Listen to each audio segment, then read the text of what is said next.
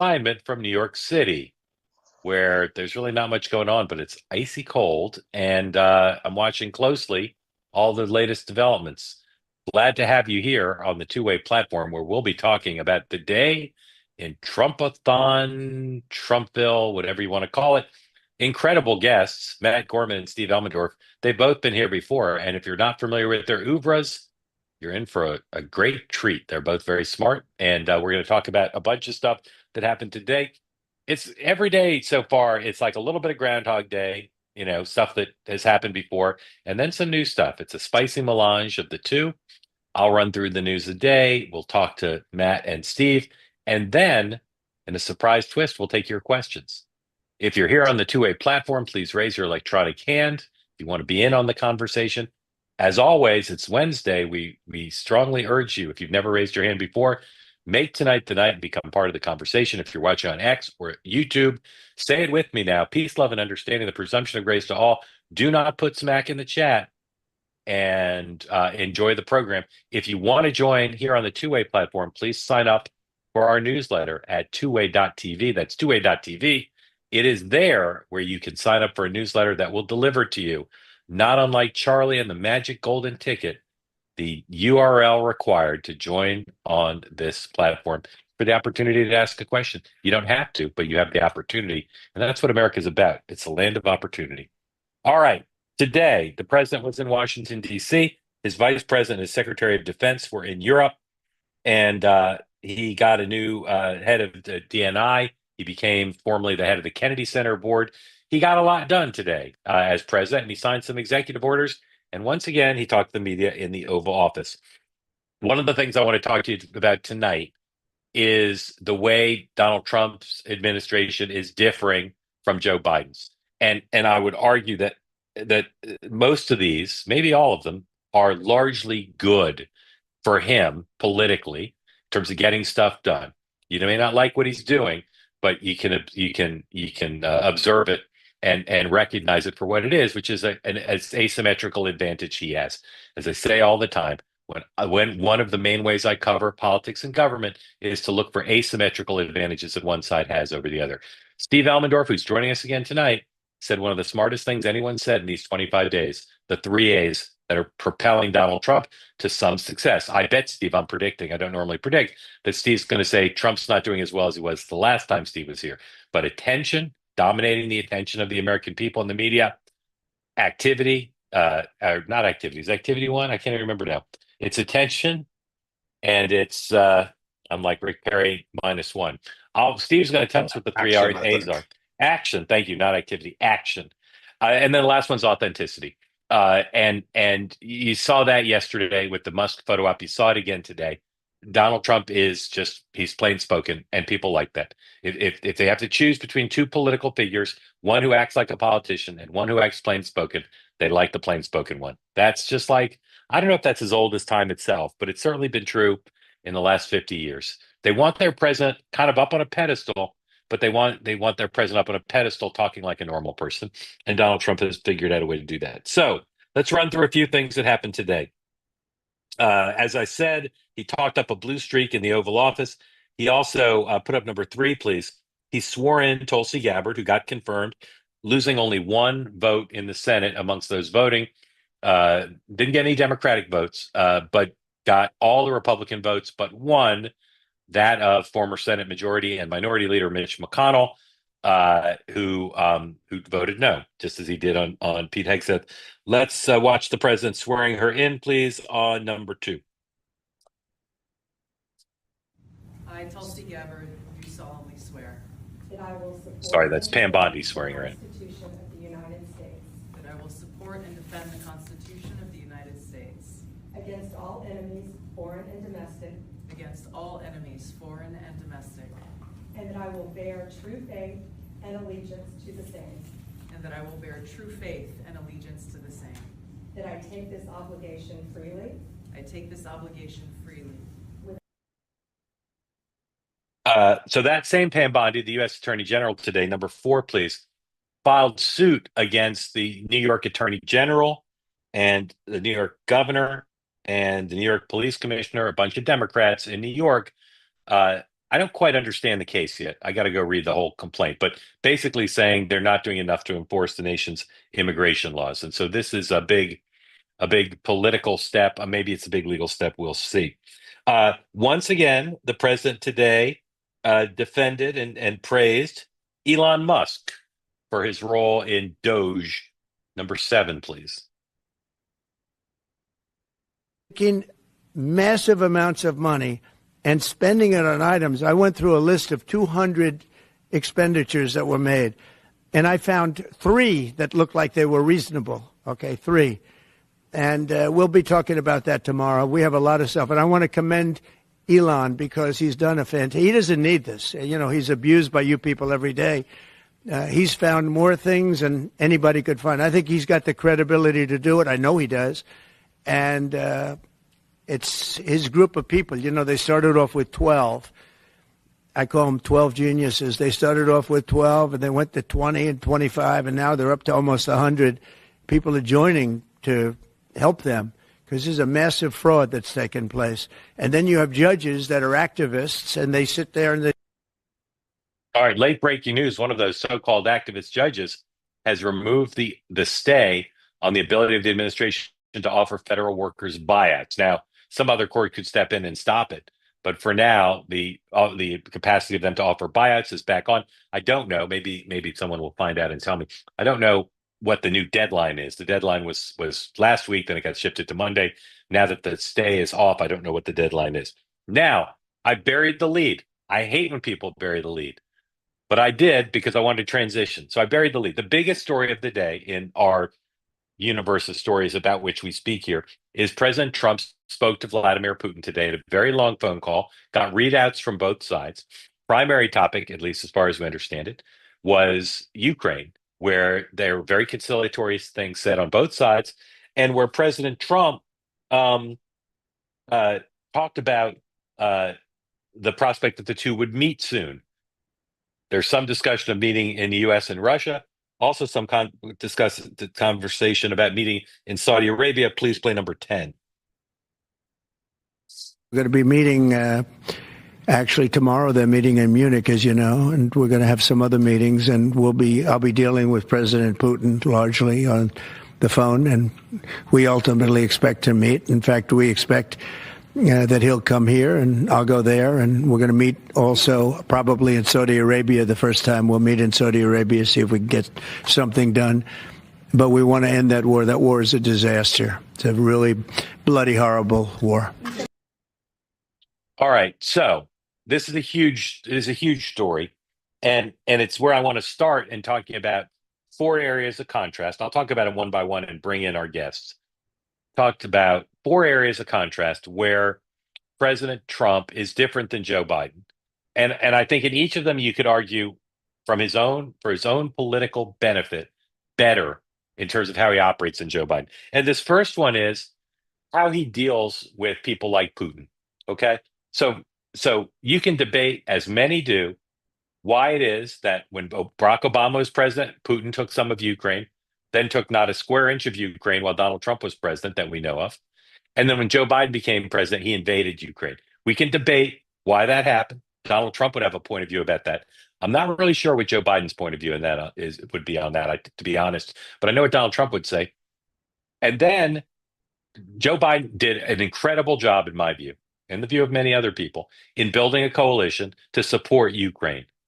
Success, because he didn't let tanks roll through into Poland and down the Champs-Elysees. Success. But I don't think you can look at anything as a failure that he left office with the war still going on, all these people dying, and massive problems in Ukraine with the government, with the military, with the nature of the destruction done to the country and to the people. And again, maybe Joe Biden, if reelected, or Kamala Harris, if elected, would have ended the war. But I think, again, there's reason to think, no, they weren't doing anything to end the war. And one thing they weren't doing is talking to Putin. Donald Trump, from the beginning of his time in national life, and even before he ran in 2015, has always said, I'll talk to anybody. I don't have this like moral high ground stance of, I'm not going to talk to the leader of Russia or the leader of China, or if they do something we don't like, the Chinese shoot down a military plane or North Korea shoots some missiles. The reaction of a lot of people in the foreign policy world is, well, you can't talk to them. Got to not talk to them. And I think there was some thought. I've heard a lot of conversation about this before Donald Trump got reelected. People said, "Is it possible that Putin will never be in the community of nations again? For as long as he's alive and running Russia, the West can never let him back." I think that was a real possibility, but it's not. It's not for Donald Trump. For Donald Trump, it's like he'll talk to anybody. He will happily talk to anybody if he thinks it's in the interest of the United States to talk to them.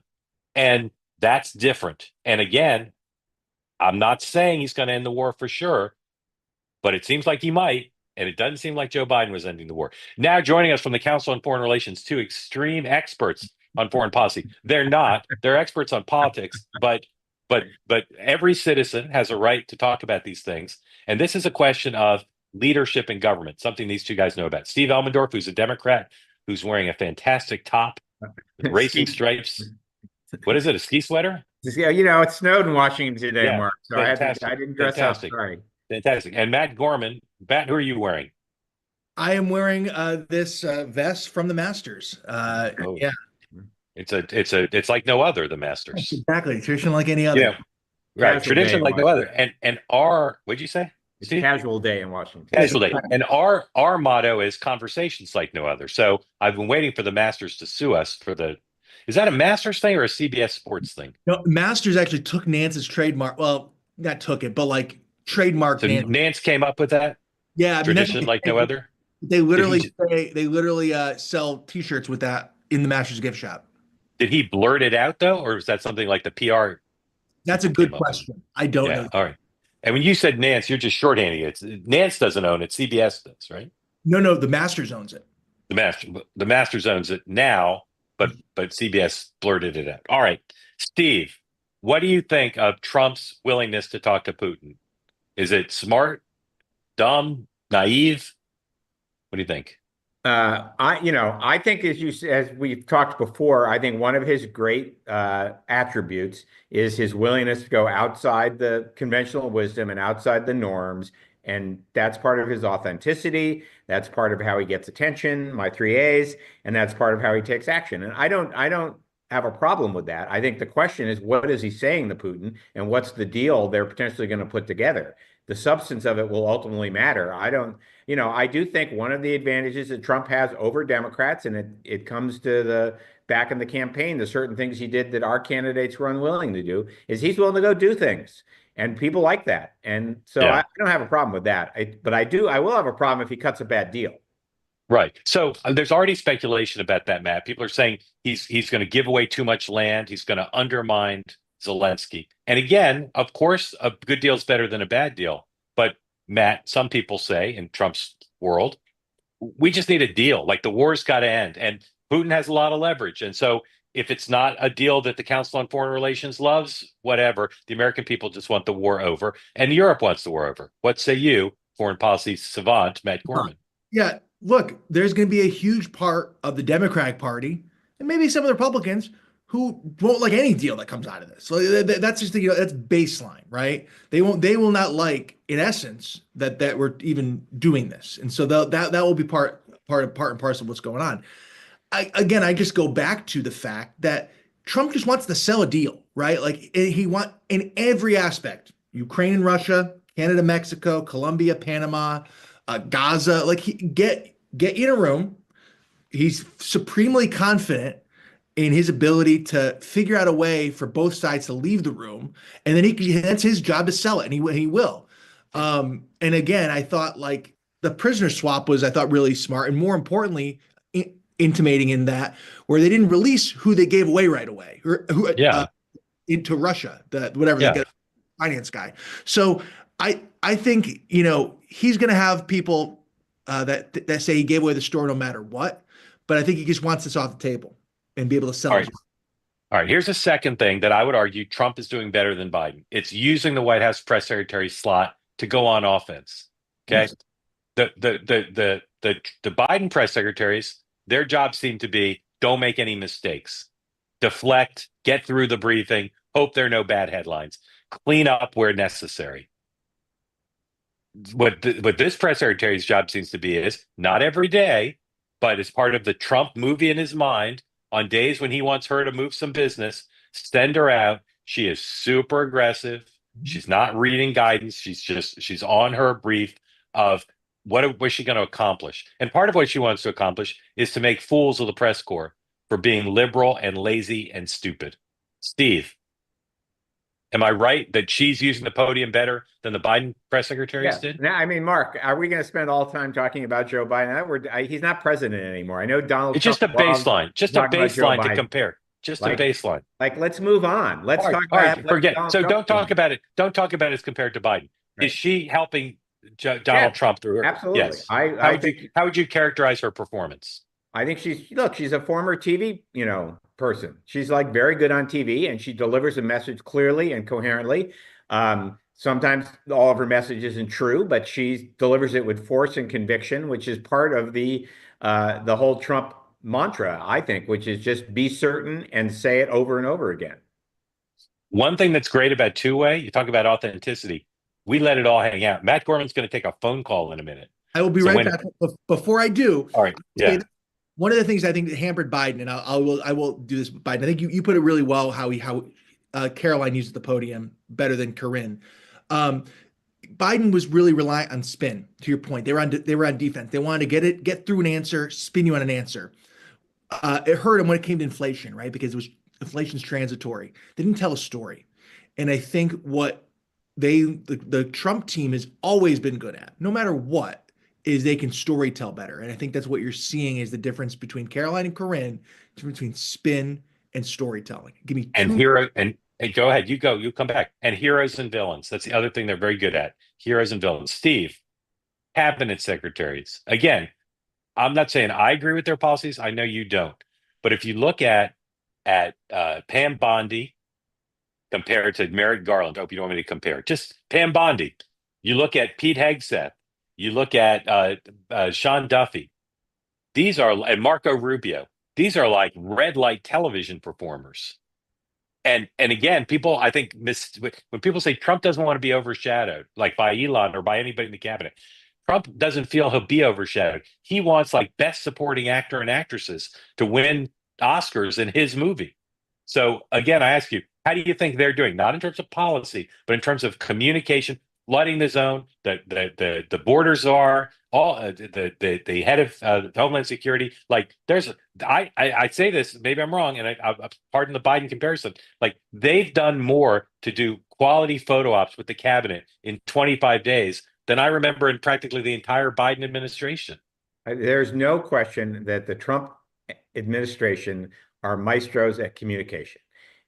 There will come a time when there's going to be a bunch of issues and a bunch of results that aren't going to just be communication. Right now, we're in the early stages of all this, and it's all about what you're saying every day. But there, we can go through some examples of at some point the rubber's going to hit the road here, and there's going to be actual results and numbers that matter. And right. So let's talk. They're going to fail the test. Let's talk about some rubber coming up, which is the Democrats are heavily involved in. Which is I normally have like a theory, like this is probably what will happen. I can't figure out how they're going to raise the debt ceiling or pass a budget or a continuing resolution because they need Democratic votes. So some of you don't know that back when Steve was a child, he worked on Capitol Hill for Mr. Gephardt. What other members did you work for? Mr. Gephardt, I worked for 16 years, and he's the most. Yeah. I worked for Dennis Eckert, a congressman from Ohio. Dennis Eckert. I'll tell you the thing about Dennis Eckert. He was easy on the eyes. Yeah. He was a handsome member. And he was from Ohio, right? Suburban Cleveland. So what do you say when people say to you, how is the continuing resolution of the debt ceiling? How is that going to be resolved? What's your base case on that now? My base case is we're probably going to have either a shutdown for a while, or we're going to have a series of short-term, what they call continuing resolutions to fund the government for weeks, days. The Republicans control the government. They've made that very clear. Trump says that repeatedly. They control the Congress, and they have to figure out how to keep the government open. And they have to do it. If they can't put up the votes, then they have to come make a deal with the Democrats. Pretty simple. And what about raising the debt? What that deal is, because they're at the moment ignoring them.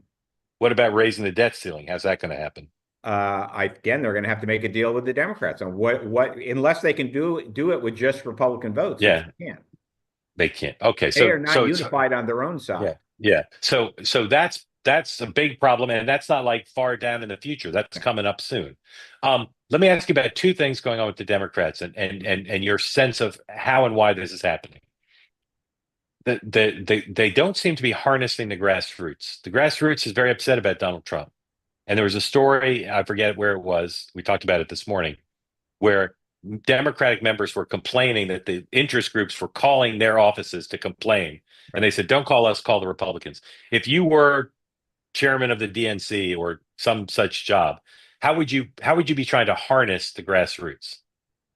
Well, I think that the Democrats right now, it's very hard to compete with a president. I don't care who the president is. The party in the minority has a hard time competing because there's one president who's delivering a message, and there's multiple people in the Congress and governors and all over the country who are trying to respond to that message. They have got to figure out how to get this into a bigger frame, and they've got to decide what that bigger frame is, I think. And to me, it's something about, is what Donald Trump is doing every day making your life better? At the moment, people may think so, but I was struck today, and I can go through them with a series of stories, which I think for the long term are bad news for Trump. I think he's not, at the end of the day, making people's lives better, and it's going to become clear as we get further into this. Tick them off. What are the stories? I know you may not read the Financial Times. There was a story in the Financial Times this morning about Wisconsin dairy farmers supported Trump, and the Wisconsin dairy farmers said, if we don't have immigrants, we will not have a farm. If we don't have immigrants, you might as well become vegan because you will not have enough food produced by America's farmers. I read a story about Katie Britt in Alabama, Republican senator, Trump loyalist, saying if you cut medical research for places like the University of Alabama, it's going to be a big problem for us. People are going to lose jobs. People are not going to get the kind of medical care they expect. I read Trump supporter Ken Griffin saying this morning that the business community is very concerned about tariffs and how they could potentially impact business planning and business numbers going forward. Fourth, the inflation numbers that came out this morning show that Donald Trump, who said on day one he was going to bring prices down, has not yet brought prices down and is starting to back off of that. And lastly, the House put out a budget that cuts $880 billion out of Medicaid. $880 billion. Let me tell you, if you're a Trump supporter and you cut that much money out of Medicaid, it's going to impact your mother or your grandmother who's in a nursing home being paid for by Medicaid. It's going to impact the hospital that's providing care for your child if you're on Medicaid. And this is in a lot of red states. This is not a blue state problem. So I think down the road, a lot of these things are going to come home to roost, and people are going to say, and the Democrats need to make the case, is what Donald Trump is doing every day that's performative and in the Oval Office and Elon Musk and all this stuff, is it making my life better? Is it improving my life? Are prices coming down? Steve, incredible list. I don't read the Financial Times because, unlike you, I can't afford it. But let me just ask you one question. It's cheaper than subscribing to you, Mark. That's true. Let me ask you one question, and then I want to go to Matt. Should they say also he's not making our life better because he's beholden to millionaires and billionaires, or should they just say it's incompetence? Like, what should they add that second beat of incompetent, crooked, favored the rich, or just the first simple part? I don't know. I'd like to, frankly, I'm not the expert on this. You want to focus group that to I'd death. like to focus group that quick, but I do think it's a legit question is the reason your life isn't getting better because there are a bunch of unelected billionaires who supported him who he is helping instead. Yeah. Matt, that list Steve gave was better than anything I've heard out of the mouth of any member of Congress. What do you think of that list? Is that list daunting to you? I mean, Steve needs to run for Congress. I think that's what he has to come up with. I apologize for ducking out for a second. That's all right. It's authentic. No, it is. The Medicaid thing is something that I've heard is real, and I think that Republicans need to be ready to fight on because that I think is exactly where the Democrats are going to go, and that's how I think they see a lot of this sort of spend. Now, look, I think one of the things that I'm watching for is, does Lindsey Graham get his way? And in terms of defense spending, I think it's a lot easier for Republicans to defend it, number one, and say, hey, look, there are no sacred cows here if they're cutting Medicaid and the defense spending is not getting a bump. If you see defense spending get a bump and Medicaid gets cut, that's a lot. That's going to be harder for Republicans to defend just in kind of hand-to-hand battle against Democrats. But I also think, too, Trump is kind of testing out, seeing how far he can go on some of this stuff. And you saw the domestic spending freeze and how he kind of pulled away from that. But it's all systems go on bureaucrats and foreign aid and the like. So, whether it's with the Wisconsin dairy farmers or things like that, I think he's testing out to see what's real and what's not, how far he can go before it really becomes an issue and what isn't. And what and that being said, also what he's willing to go the mat on. There have been a bunch of photo ops that Democrats have done that have been mocked mercilessly by the right. But a lot of Democrats have looked at them and said, some of these songs, some of these chants, some of Schumer's performance, it's causing a great deal of unhappiness amongst members who don't like them, some donors, some grassroots activists. So, Steve, is there a way to put a stop to those? Or there's just no way to tell everybody who might go in front of a microphone with a song to stop it? Congress is, as you know, Mark, is a very difficult institution with a lot of people, 530 people of both parties, many of whom, as my former boss, Dennis Eckert, used to say, he would point to the thing on the wall and say, I'm the only person in this office who has a election certificate on the wall. So I get to say what I want to say and do what I want to do. And so it's very hard for leadership to tell members. They can try and organize them. Unfortunately, on both sides of the aisle, I think we've seen a little too much what I call performative politics. We saw it with, lots of people on the Republican side in the last couple of years. We're seeing it with some on the Democratic side. It's unfortunate because they do it because it drives clicks, it drives online fundraising, et cetera. But it is a challenge. It's hard to figure out when you have that big a group how to get people on one message and how to deliver it in a coherent way. And when you also don't have the sort of captive press corps that Donald Trump has in the White House. If you want to get in on the conversation, please raise your hand. Matt Gorman, every Republican consultant I know asked me the same question. How can I grow up to be as successful as Scott Jennings? And I believe that the key to Scott's success is his eye rolls at those videos and when Democrats on his panels on CNN say ridiculous things. Yes. That's a sign. That's an aside to say this. Those videos, like, I don't think Republicans are reaching when they laugh at those, right? What is it about those videos that are striking such a chord with Democrats who cringe and Republicans who laugh and laugh and laugh?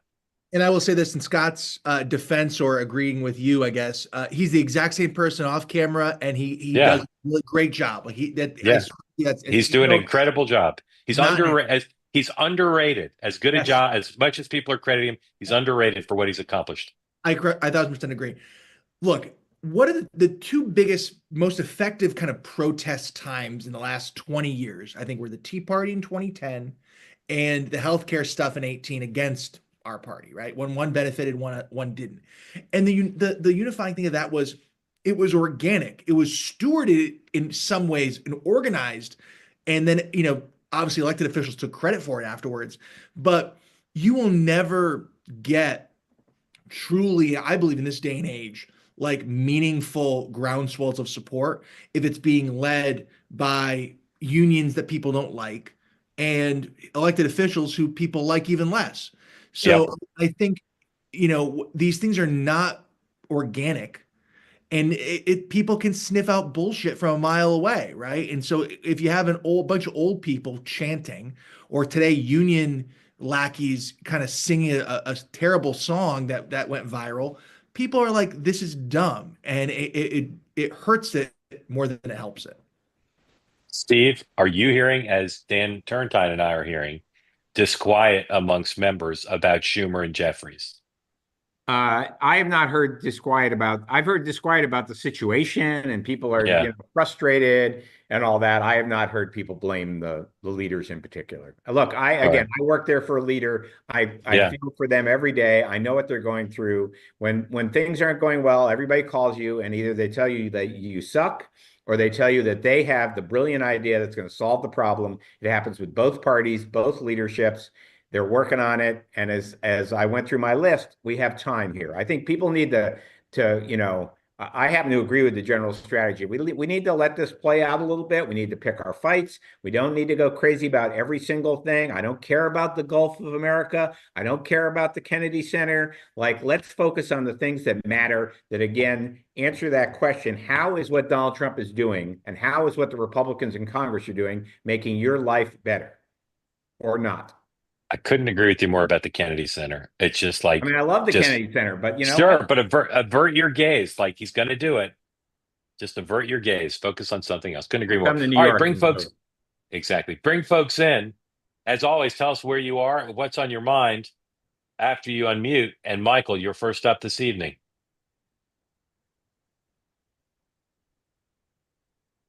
One more time, unmute. There you go. Oh, one more time. There you go. There you go, Michael. After you. We All can right. hear you. All right. You're all good. Thank you for joining. Nice to be here. I'm in California. I wanted to talk about different media outlets and kind of how much time they allow their guests to get into details of things.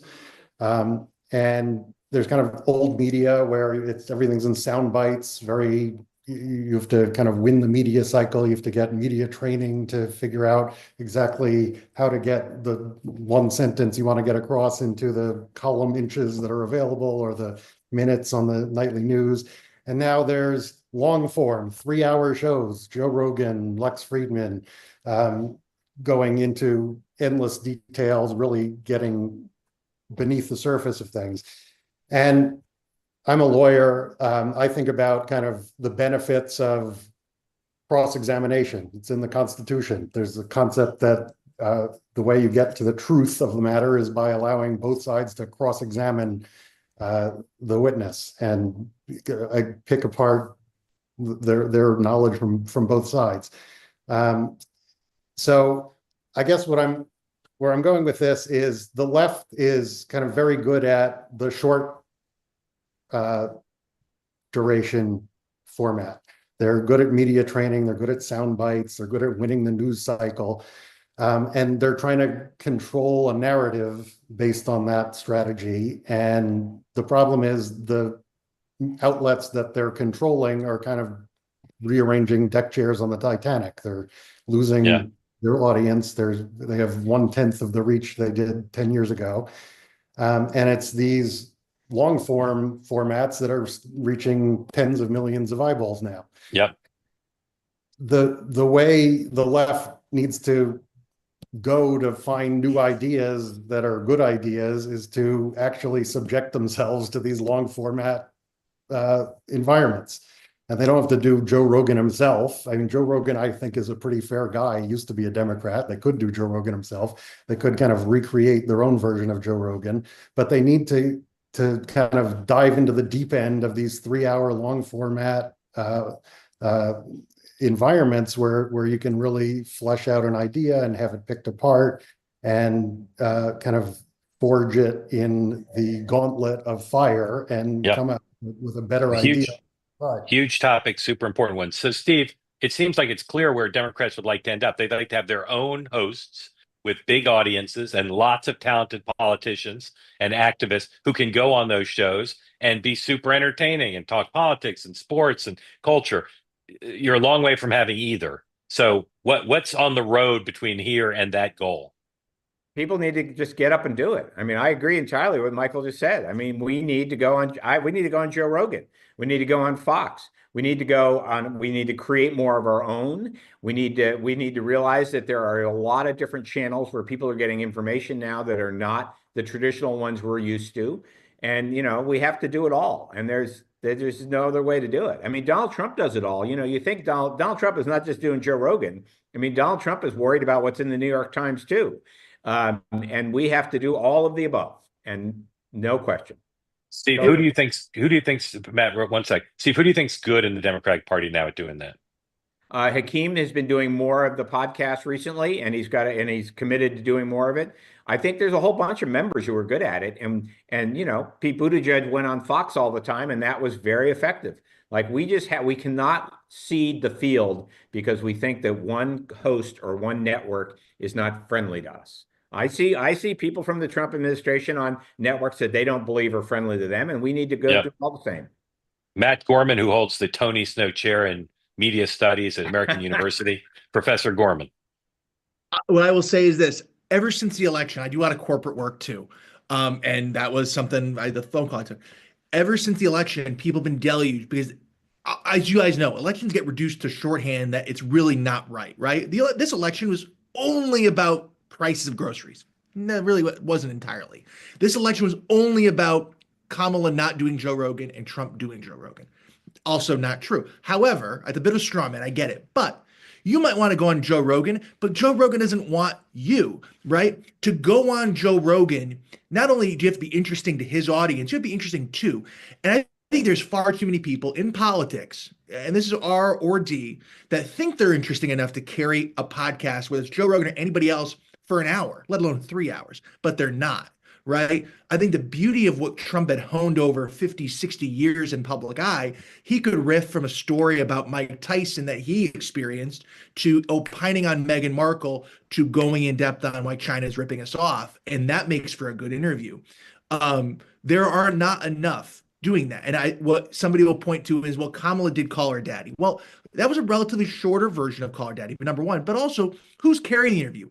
If the podcast host, no matter who it is carrying the interview, that's not a good interview, right? So a lot of that was Alex Cooper drawing stuff out of her, where the JD Vance one, in my opinion, was better than the Trump interview on Rogan because JD really drove that interview really well. Yeah.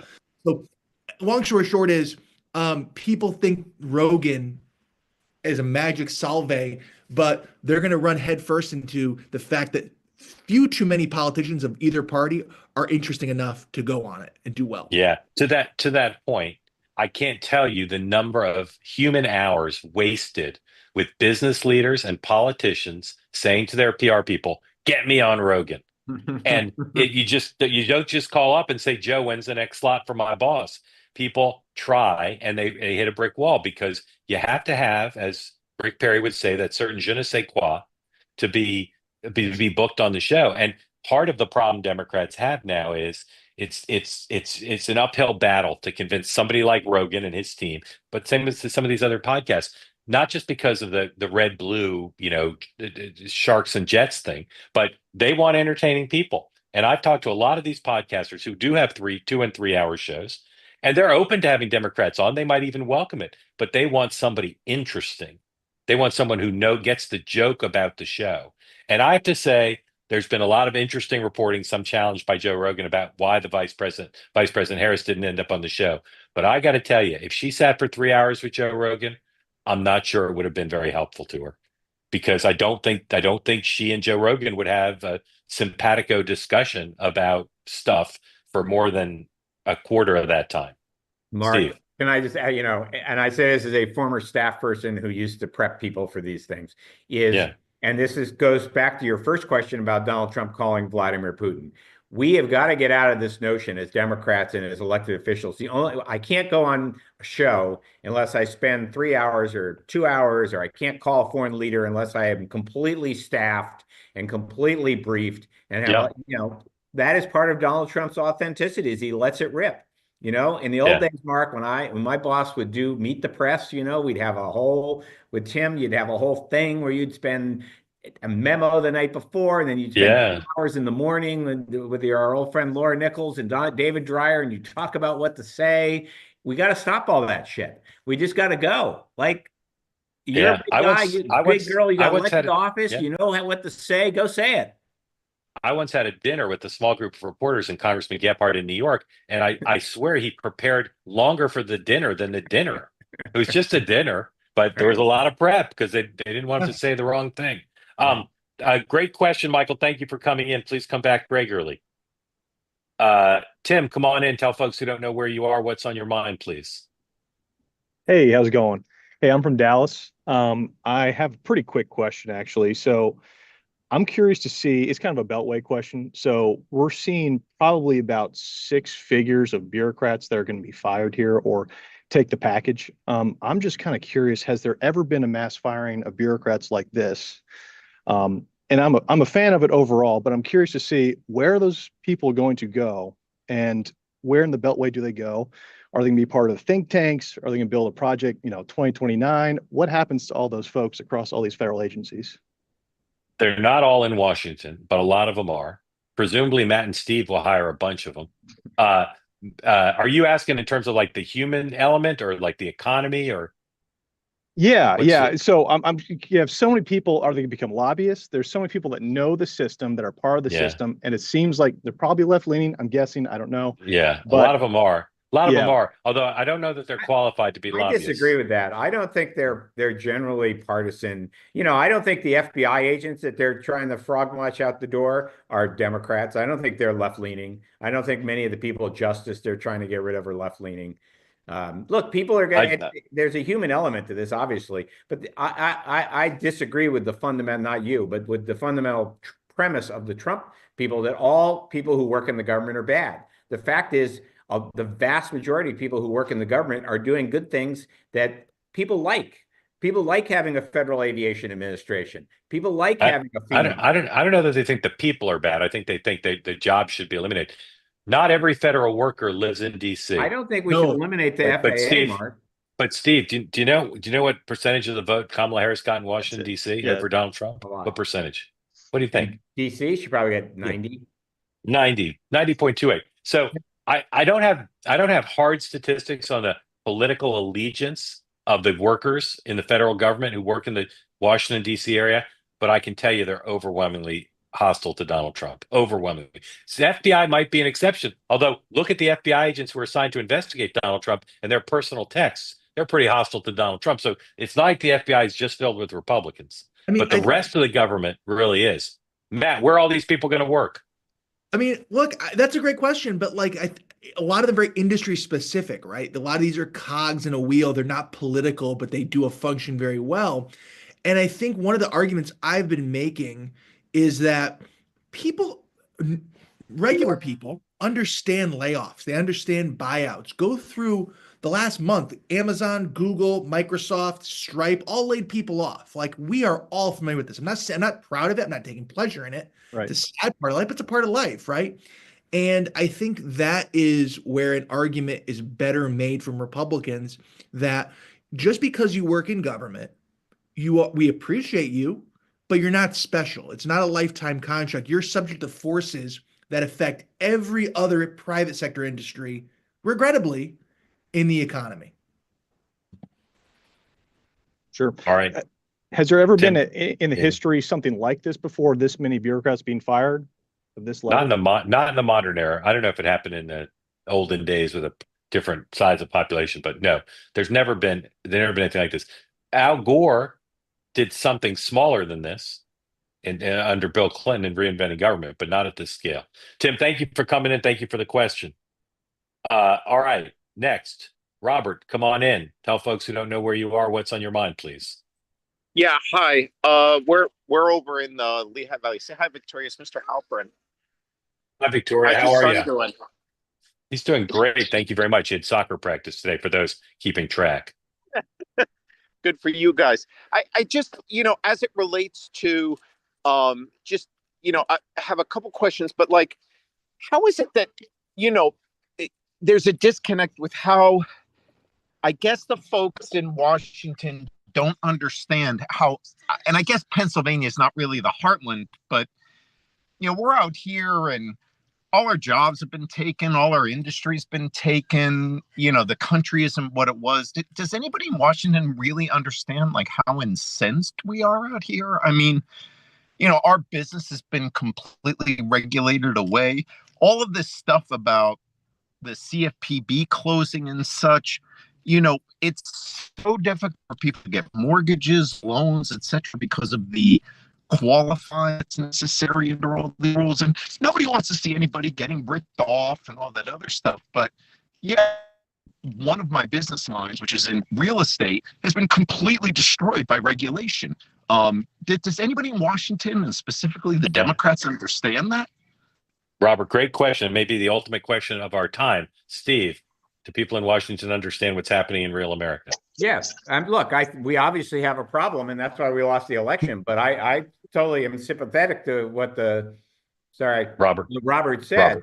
But to me, the answer is going to be we have to show that we're doing something about it. And then we also have to show you that Donald Trump isn't solving your problem. The problems you just raised, I will argue in 6 months, are not going to be fixed by Donald Trump.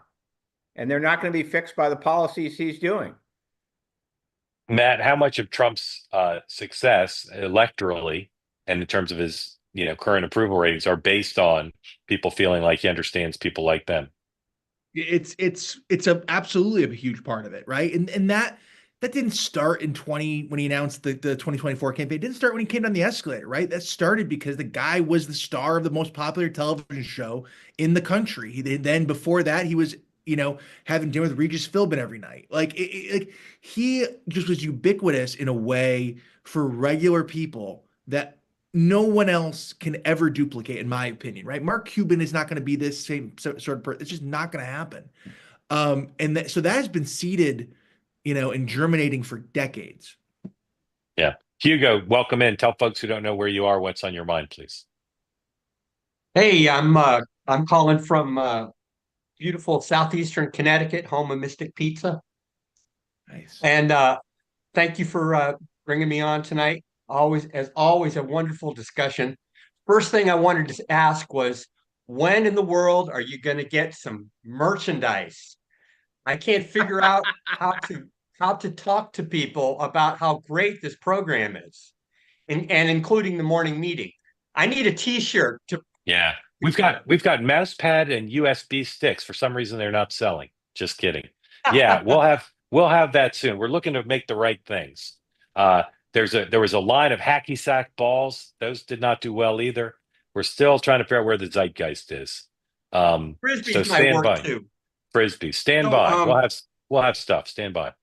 So the other thing I wanted to mention, Matt was talking about Lex Friedman, who has he's going off on a little bit of a world tour right now, and he's going to come back to the United States, and then he's going to do a road trip, and he solicited regular people, via email to contact him and let them know that they were interested in speaking with him about their lives and about what's going on with the new administration. He's a brilliant guy, by the way. Yeah, he's very interesting, very interesting. So anyway, if anybody out there is listening, go ahead and go to his Instagram, and you can find the contact information for him, and you can let him know you want to talk to him.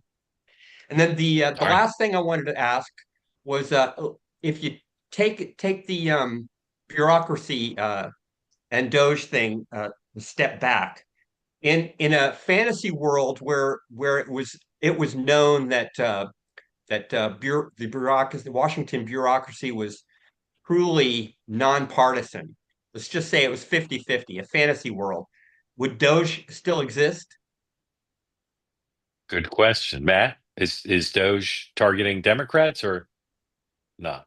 I don't think it's targeting Democrats. No, I mean, I think what I would say is it targets just I think almost the point before, where they're not activists in either party, but they're just folks who, have government jobs, and a lot of these jobs are not necessary or not needed in today's day and age, right? I think it's not as much political as it is almost this bureaucratic inertia.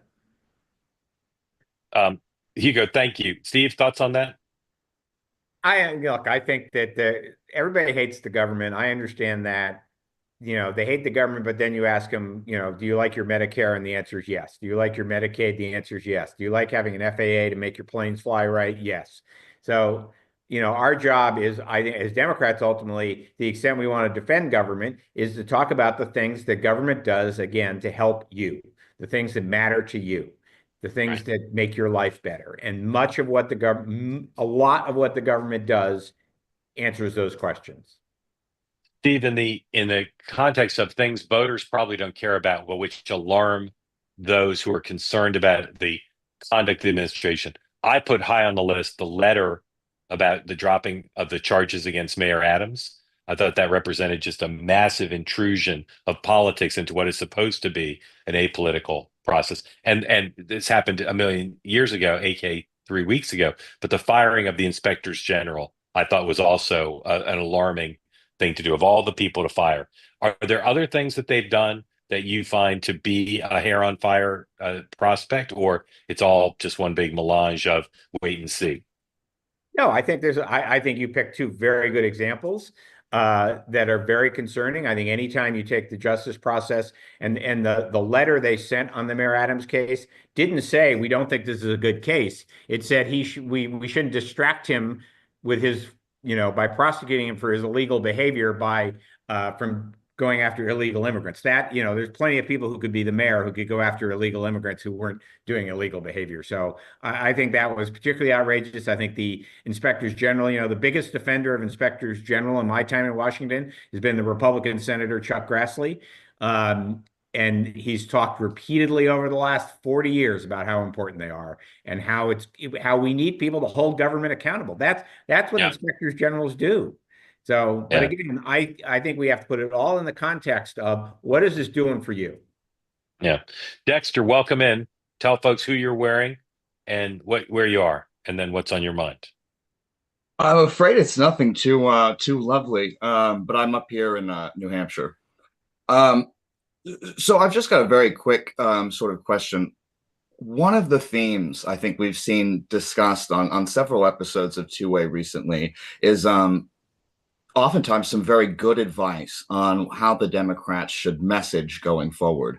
I think what Steve discussed tonight was on the same line of what we hear from Dan Turrentine, and it's solid advice about the messaging that would be most impactful to reach people who might be affected by some of the budget cuts that we're hearing.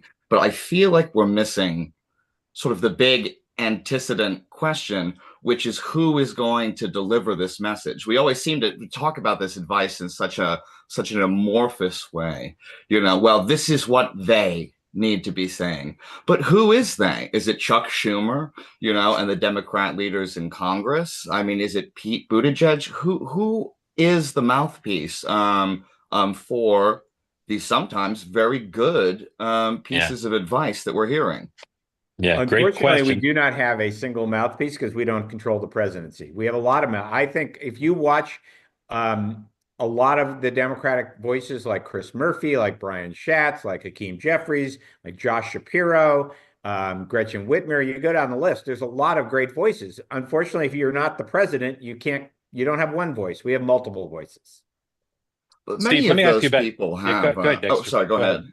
No, you go, Dexter. Well, I just say that those aren't people without a megaphone. I mean, Shapiro is the governor of Pennsylvania, was considered a VP contender. I mean, these are people who have positions of power from which they can speak. I don't feel like any of those men, Jeffries, who's very close to being Speaker of the House, and what is it, a 4-seat majority?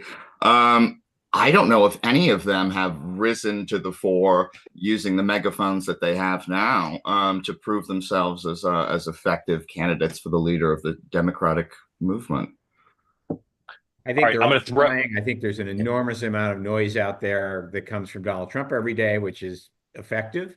Sure. I follow a lot of them on social media, and I'm struck by how people like Chris Murphy and Josh Shapiro, for example, are not just talking to CNN or not just talking to MSNBC, but they're on TikTok, they're on Instagram, they're doing videos. They're all, everybody's trying. It's a hard mountain, but I think there's a lot of good voices out there that as we get further into this will be heard more. All right. I'm not in the business of giving advice to either party, but I want to throw an idea by you that I thought the other day. It could apply to Republicans too, when they don't have power. But let me ask you, Matt, and Steve, and Dexter, what do you think about this? Find 3 great spokespeople. They don't have to be elected officials. They could be Steve Elmendorf. They could be 3 great people. And every day, either right after Trump's event or at 5 p.m. Eastern time, you stage like a quality event with some real voters. And you say, here's Dexter. He's about to have his healthcare research cut off because they cut NIH and he's benefited from this research. It saved his life. And here's why Donald Trump is not working for you. And you do it, you find a place a block from the White House where all that empty office space is, and you do, and you invite the press and the media comes and covers it. And you just have a quality focus, no singing, no Chuck Schumer, just a quality focused, basically the Democratic response on a daily basis that's designated by Schumer and Jeffries and the DNC. Like this is where, if you want to know what Democrats think about what Donald Trump did today, this is where you should listen. Matt, good visuals, good writing, good performance. Matt, what do you think? I mean, it's what you alluded to sounds like the old days of the DNC and the RNC back when that was actually, earned media wise, Yeah. powerful thing, right? Like back in Ed Gillespie and Terry McAuliffe days when they'd be on Yeah. head to head against Yeah. each other. It doesn't happen anymore, right? Like, But they didn't do a daily thing. yeah. But would that work? Would that work? It would until people realized how successful it was and start doing their own shit, right? Because there's so many other competing. When look, when you're out of power, I know well from Republicans.